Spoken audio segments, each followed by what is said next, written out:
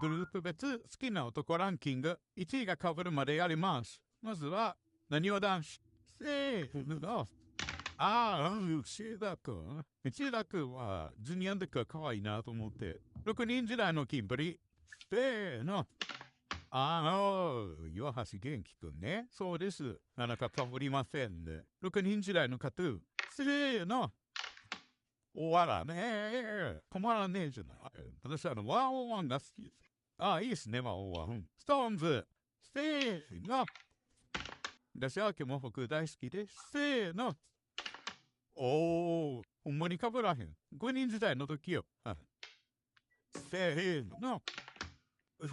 完全に同じ直してさ。来るって言うんだな、あかん気が。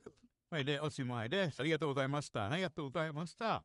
皆さんは各グループで誰が好きですか？よかったらフォローしてください。では、See you.